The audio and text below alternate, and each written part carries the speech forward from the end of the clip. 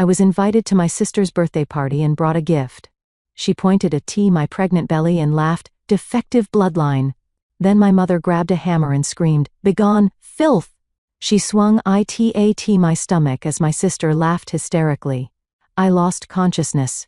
And when I woke up, everything had changed. The early summer sunlight danced on the cobblestone streets of Boston's elegant Beacon Hill neighborhood. Olivia Collins stood by the window in the spacious living room of her home, gazing at the distant flow of the Charles River. Her hands naturally rested on her swollen belly, feeling the movement of her 7-month pregnancy. Becoming pregnant at 37 was an unexpected joy. "What are you thinking about?" came her husband Elliot's voice from behind. Olivia turned and smiled. "Just how happy I am." Elliot approached Olivia and put his arm around her shoulder. Despite the demands of his successful career as an architect, he always put her first. "I was just wondering what kind of life our child will lead," Olivia said, her voice tinged with subtle anxiety. She was recalling her own childhood. Though born as the eldest daughter of the prestigious Parker family, it had hardly been a childhood filled with love. "Our child will grow up to be kind and compassionate, just like you." Elliot kissed her cheek.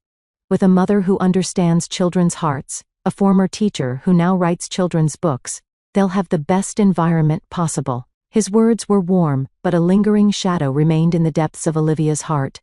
Her eyes fell on an envelope on the table. It was an invitation to her sister Vanessa's birthday party that had arrived last week. "Are you really going?" Elliot asked, noticing her gaze. "I can't go because of my business trip, but will you be all right by yourself?" Olivia took a deep breath. "I'll go.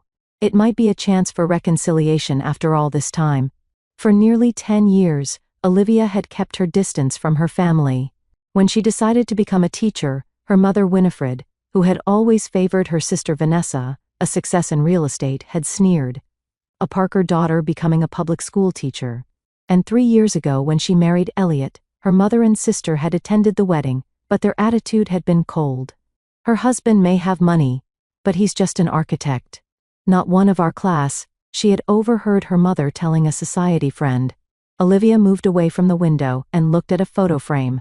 It contained a picture of her father, Michael Parker. A successful investor, her father had maintained distant relationships with the family, but had shown more warmth toward her than the others. However, in the face of Winifred's strong influence, he often remained silent. "I wonder if Dad will be there," Olivia murmured. She remembered receiving a short email from her father recently, asking, "How are you?" When she had announced her pregnancy, her father had sent warm congratulations, while her mother and sister had offered only a perfunctory congratulations. Elliot's parents, especially her father-in-law Jonathan, treated Olivia like their own daughter. "We warmly welcome our first grandchild," he had said, bringing tears to her eyes. "Liv, don't push yourself," Elliot said, rubbing her shoulder. "If you start feeling unwell at that house, come home right away." Olivia nodded. "I'll be fine. I'm not a child anymore." But her heart was far from calm. The emotional wounds inflicted by her mother Winifred and sister Vanessa throughout her life were not easily healed. Winifred was known in society as a prominent figure devoted to charitable activities. But at home, she was cruel, especially to Olivia. Why only me? The old question crossed her mind again. Since childhood, her mother had doted on her sister and been harsh with Olivia. When they did the same things, Vanessa was praised while Olivia was scolded. When Vanessa broke the doll her father had given her for her 7th birthday, her mother blamed Olivia. "It's because you didn't take care of it properly." Maybe things have changed this time, Olivia told herself. Perhaps her mother and sister inviting her to the party was the first step toward reconciliation, especially now that she was carrying the first grandchild of the Parker family. The next day, Olivia got into a taxi and headed to her family home in Beacon Hill. The Parker mansion had a substantial presence that reflected Boston's history. Climbing the stone steps, Olivia rang the doorbell, feeling her heart pounding as she waited for the door to open. The door was opened by Edna, the maid who had served the Parker family for many years. When she saw Olivia, her eyes crinkled into a smile. "Miss Olivia, it's been a long time. Your belly has grown quite large." "Thank you, Edna," Olivia replied kindly. "Where is everyone?" "The guests are on the terrace in the backyard." The party started in the afternoon. Before Edna could finish, the salon door opened, and Winifred Parker appeared. Even at 67, she maintained a perfect hairstyle and wore expensive designer clothes. She looked every bit the queen of society she was known to be. "Olivia, you finally arrived." Winifred's tone was cold, but it quickly changed to a social smile. "Come, everyone is waiting." Olivia saw Vanessa appear behind her mother. Vanessa, with her model-like appearance, was perfectly made up and dressed in a high-end brand dress. "Big sister," Vanessa exclaimed brightly. "It's been so long." She rushed to Olivia and kissed her on the cheek, but the gesture felt like an act. "Happy birthday, Vanessa." Olivia held out a wrapped gift. "Your birthday present."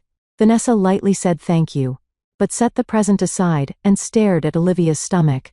"You've gotten quite big. When are you due?" "In 2 months, I see." A strange light appeared in Vanessa's eyes. "And Elliot? He's on a business trip.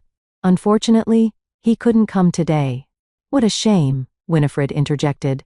"Well, Olivia, let's introduce you to everyone. Many society friends have come." The backyard terrace was bustling with Boston society's elite. When Olivia appeared, escorted by her mother and sister, many eyes turned toward her. "Winnie, isn't this your older daughter?" "It's been ages," called out Claudia Hendricks, a prominent society figure. "Yes." Winifred displayed a perfect smile. "This is Olivia. She quit teaching and is now writing children's books. She's about to become a mother too. How wonderful." Claudia turned to Olivia, the first grandchild in the Parker family. "Winnie and Michael must be thrilled." Olivia maintained her smile but didn't miss how her mother's expression froze for a moment. "Yes, we're very happy," Winifred replied formally. As the party progressed, Olivia spoke with some old acquaintances, but most conversations remained superficial. Noticing her father's absence, she asked her mother, who replied, "He's on an urgent business trip." However, Olivia remembered an email from Martha, her father's secretary. "Michael will be in Boston all week." Her mother was lying. As time passed, the number of guests gradually decreased. By evening, only a few relatives and close friends of her mother and sister remained. The atmosphere changed. Particularly, her mother and sister's attitudes grew colder, closer to their true feelings. "Big sister, where did you buy that dress?" Vanessa's voice was loaded with sarcasm. "It's quite common." Olivia took a deep breath. "I chose it myself. Something that looks nice even when pregnant." "Yes," her mother interrupted. "You've always chosen to be ordinary." The comment was clearly sarcastic. Rather than arguing, Olivia approached her Aunt Eleanor, a relative standing at the edge of the garden. "Olivia, it's been a while." Eleanor warmly greeted her. "It's a shame your father couldn't come." "Yes, I heard he's on a business trip," Olivia said carefully. Eleanor looked around before saying quietly, "That's strange. I saw your father at the Boston Club yesterday." Just as Olivia suspected, something was wrong. "Aunt Eleanor," Olivia asked quietly, "don't you think there's something strange about today's party?" Eleanor smiled ambiguously. "Parker family parties are always perfect." That wasn't an answer. There was a light in Eleanor's eyes suggesting she had something she wanted to say. Olivia noticed Vanessa staring at her stomach again. The emotion in her eyes was not curiosity, but something unsettling. "Olivia, why don't you rest a bit?" Vanessa suddenly suggested. "You look pale." In fact, Olivia was feeling a bit tired. "Thank you. I'll sit down for a while." Moving to the living room, Olivia's attention was caught by a photograph on the shelf. It was a family picture, but not a recent one. It was from when she was a teenager. Then she realized there were no new family photos anywhere. No pictures from her wedding, none with Elliot. It was as if her new life had been erased from the family record. Why did they invite me? Olivia asked herself. For years, her mother and sister had shown no interest in her life. Why suddenly invite her to a birthday party now? She could see her gift box still sitting on the side table, unopened. Just as she was thinking of leaving, Winifred entered the living room.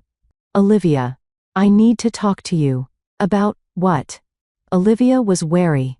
"Family matters," Winifred smiled, but her eyes were cold. "Would you come to the study? The relatives are waiting." Olivia stood up and followed her mother. Her father's study reflected Michael Parker's character: wall-to-wall bookshelves, an antique globe, expensive leather chairs. When Olivia was a child, this room had been her sanctuary.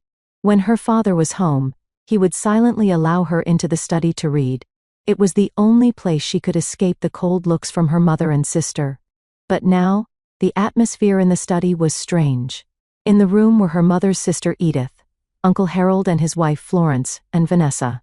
All watched Olivia's entrance with tense expressions. In the corner of the room was a glass case containing her father's collection of decorative items, including various small wooden hammers. "Sit down," Winifred urged Olivia. Olivia stopped in front of her father's chair and refused to sit. "What's this about?" she asked quietly. "Where is Dad, really?"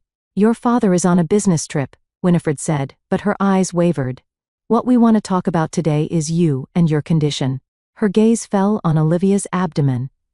Olivia instinctively placed both hands on her stomach. "My pregnancy?" "Yes," Winifred said coldly. "Frankly, I'm surprised. You becoming a mother. What are you trying to say?" "Dear Olivia," Vanessa said in a sweet voice, "we're concerned about whether you're suitable to be a mother." Olivia caught her breath. "What are you talking about?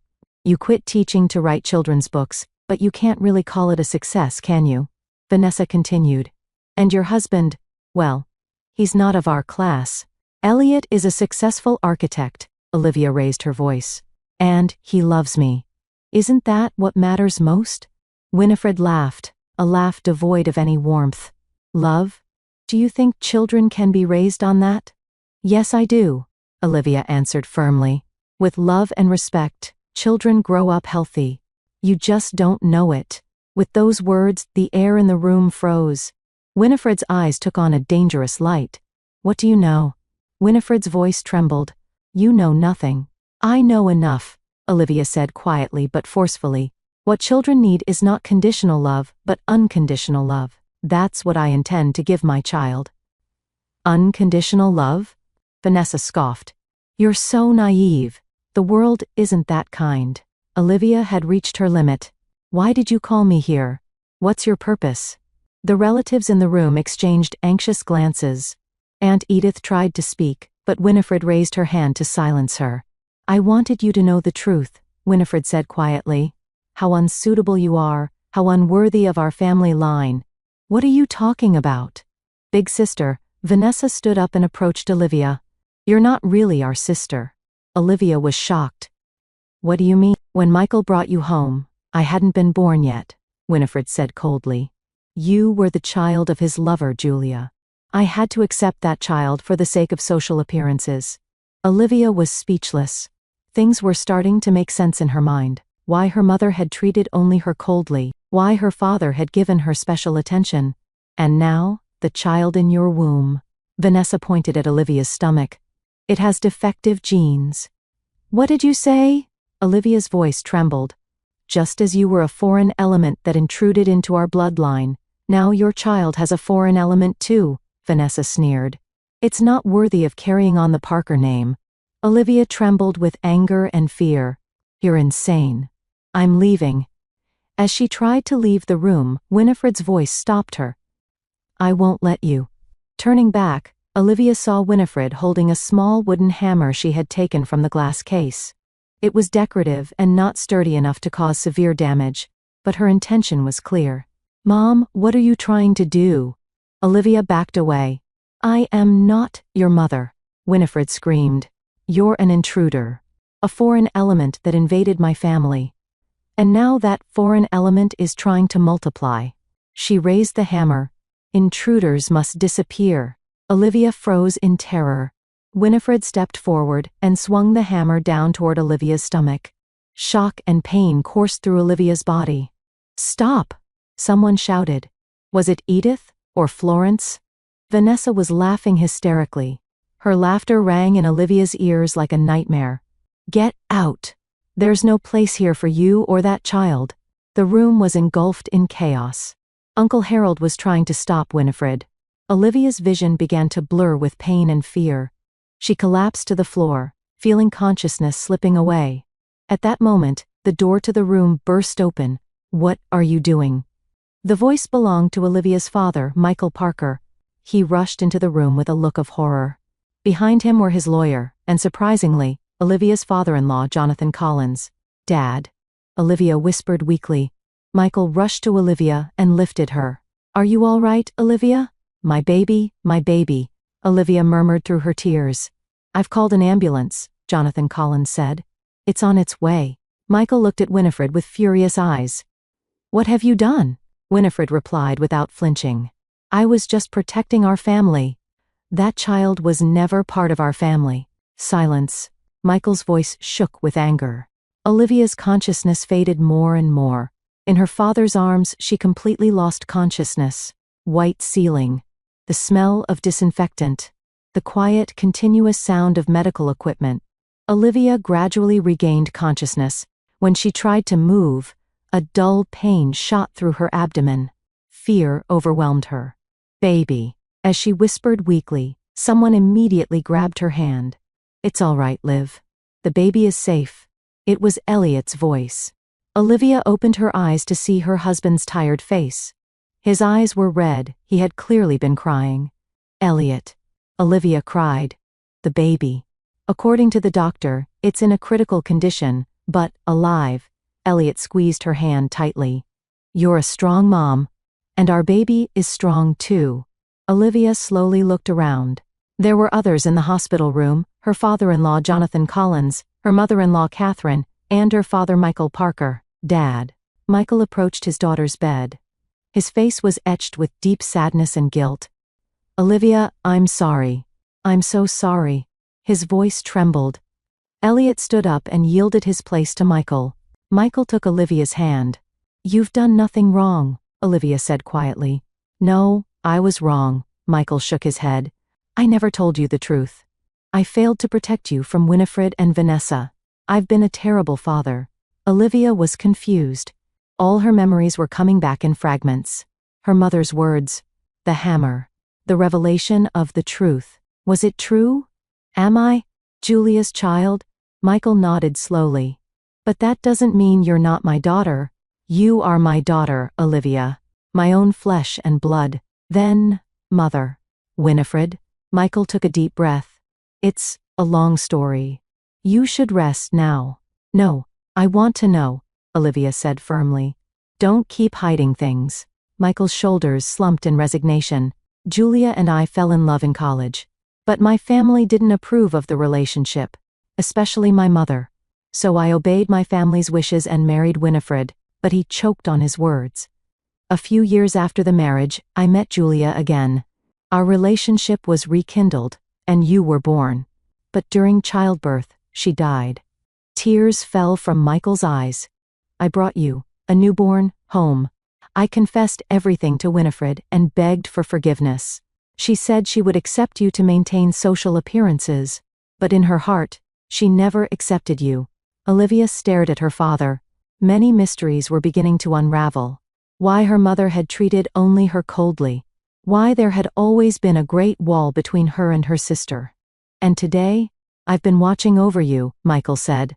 "Since you married Elliot, seeing you happy made me happy too." But Winifred and Vanessa's hostility never disappeared. "And when they learned of your pregnancy, they planned it."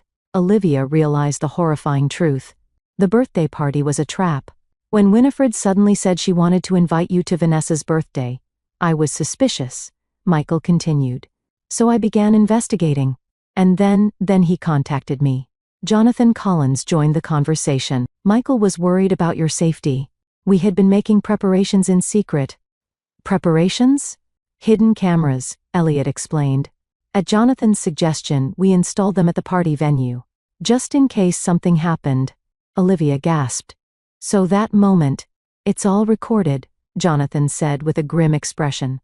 "It's already been submitted to the police as evidence. Winifred and Vanessa have been arrested for assault." "I never thought it would come to this," Michael said painfully. "I never imagined they would go this far. I should have acted sooner. I should have warned you before the party." Olivia looked at her father. His eyes reflected genuine sadness and regret. "Please forgive me for not telling you the truth for so long." Michael squeezed his daughter's hand. "I was a coward." family appearances, social status, the company's reputation. I prioritized such things and failed to protect you, the most important person. The room fell silent. Elliot placed his hand on Olivia's shoulder, supporting her. There's one more thing you should know, Michael said quietly. Winifred and Vanessa trying to hurt you wasn't just out of hatred. They were after the inheritance. Inheritance? I had a medical checkup a year ago. The results weren't good. Michael smiled bitterly. Terminal pancreatic cancer. According to the doctors, I only have about 6 months left. Olivia was shocked, speechless. Dad, I drafted a new will, Michael continued. I decided to leave the controlling interest in the company and most of my assets to you and your child. I intended to leave Winifred and Vanessa only the minimum living expenses. I helped with the creation of that will, Jonathan added. And somehow, Winifred and Vanessa found out about it. Everything connected. The invitation, the birthday party, the obsession with the baby. I can't believe it, Olivia murmured. They are now facing legal consequences, Elliot said in a stern tone. I will do everything in my power to protect my wife and child. A doctor entered and checked on Olivia. The baby's heartbeat is stable, he said. But complete bed rest is necessary, for at least a few weeks. Olivia placed her hand on her stomach. Thank you, doctor. After the doctor left, Michael kissed his daughter's forehead. I won't leave you alone anymore. From now on, I want to be involved in your life and my grandchild's life as a real father. Olivia nodded through her tears. It was a moment when she finally received the father's love she had sought for so long. The season was changing to spring. In the solemn courtroom of the Boston Municipal Court, the verdict was delivered. The defendants Winifred Parker and Vanessa Parker are sentenced to 5 years imprisonment each for assault and endangering a fetus. The judge's voice echoed. Olivia squeezed Elliot's hand. Next to her sat her father Michael. His face was thin, showing the progression of his illness, but his eyes held a light of determination. Furthermore, the defendants are ordered to pay a total of $2 million in compensation to the victim, Olivia Collins, for mental suffering and physical injury. The judge continued, considering the evidence of long-term domestic abuse and psychological violence, the defendants are permanently prohibited from approaching the victim. A murmur arose in the courtroom. Winifred's expression didn't change, but Vanessa broke down in tears. The two were escorted out by guards. In the final moment, Vanessa looked back at Olivia. In her eyes was not hatred, but some other emotion, something like remorse. Outside the courthouse, Olivia took a deep breath.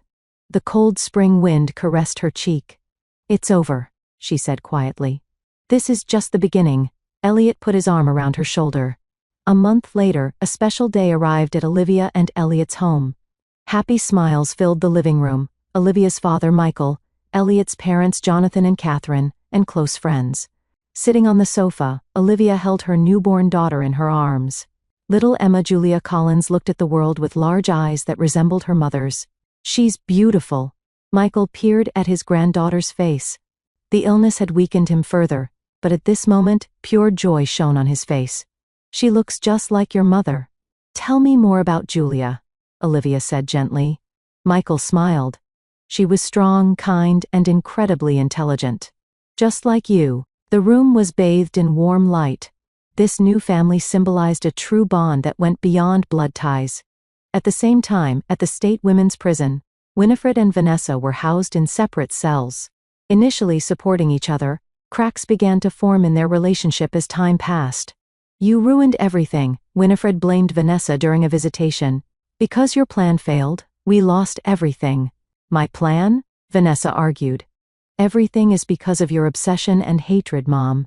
You taught me that Olivia wasn't family. But, in truth, you were the one who destroyed the family. Their relationship was irreparably damaged. Through the trial, the Parker family had lost most of their property and social standing.